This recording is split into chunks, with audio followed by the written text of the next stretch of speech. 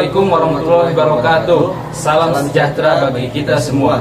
Saya Tendi Pradana dan saya Latif Khairul Anwar ingin menyampaikan praktik baik pembelajaran kolaboratif antara mata pelajaran IPAS dan Desain Komunikasi Visual. Oke. Dalam pembelajaran ini, siswa diajak mengamati objek-objek IPAS seperti daun, tanah, dan fenomena lingkungan. Kemudian guru DKV membimbing mereka menggunakan teknik fotografi sederhana untuk mendokumentasikan objek tersebut. Hasil foto digunakan untuk membuat poster, infografis yang menjelaskan konsep IPAS secara menarik dan jelas. Siswa terlihat sangat antusias, aktif, berdiskusi, bekerja sama, dan saling menghargai. Pembelajaran menjadi lebih bermakna karena memadukan sains dan kreativitas visual. Di akhir kegiatan, siswa melakukan refleksi apa yang paling mereka pahami dan nilai apa yang mereka praktikkan. Dari refleksi tersebut, tampak bahwa siswa memahami materi IPAS sekaligus mengembangkan keterampilan komunikasi visual. Demikian praktik baik yang saya lakukan, semoga bermanfaat. Wassalamualaikum warahmatullahi wabarakatuh. Assalamualaikum warahmatullahi wabarakatuh.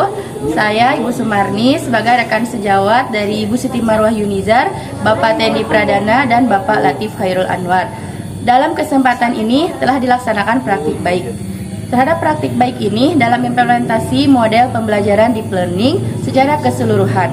Kualitas dan kematangan implementasi yang ditunjukkan sangat baik. Tetap semangat, Bapak Ibu. Ada peran font ya, menentukan juga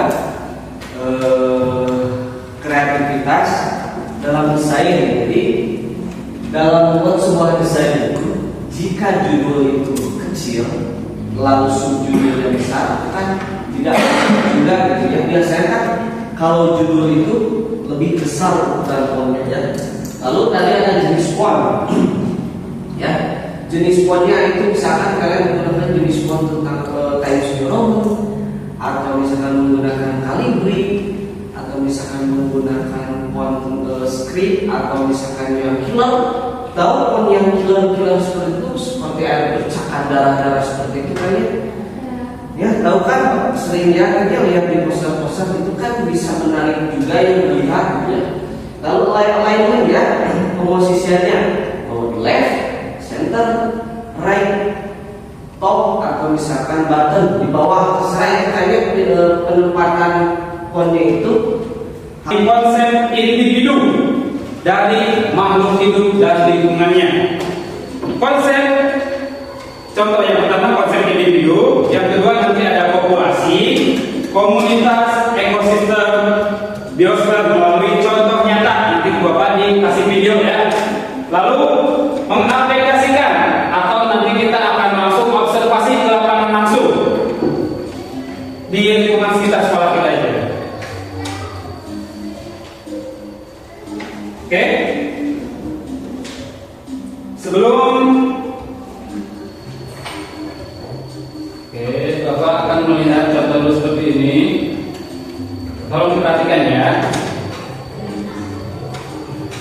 Oke. Apa yang kalian lihat di depan? Ada apa itu? Hah? Ayam. Ada ayam? Hah? Ada ayam. Ada berapa ayam itu? Berarti maksudnya seekor ayam. Oke. Bagaimana dengan yang ini? Ada apa aja?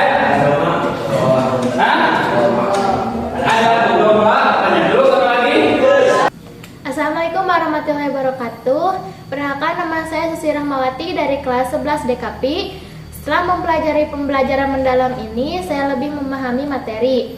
Saya merasa lebih mudah memahami materi karena pembelajarannya dibuat bertahap dan banyak contoh yang dekat dengan kehidupan sehari-hari.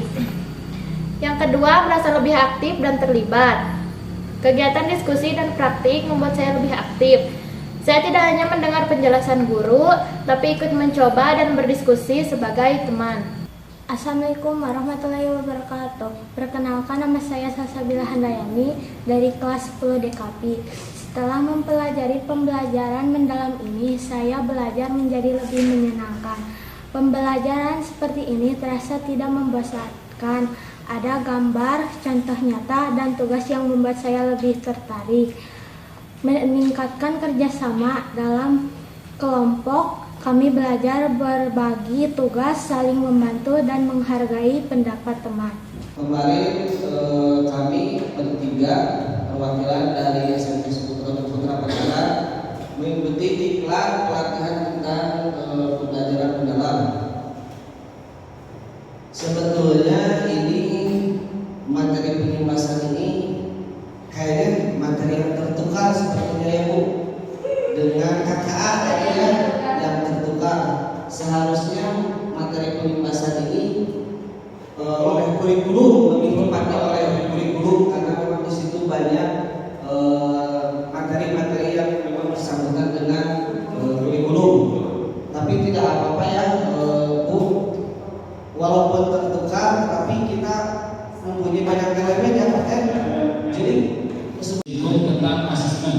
Yang pertama, mungkin saya mau tanya dulu ke Bapak atau Ibu, untuk pengertian dari asesmen itu apa sih sebenarnya?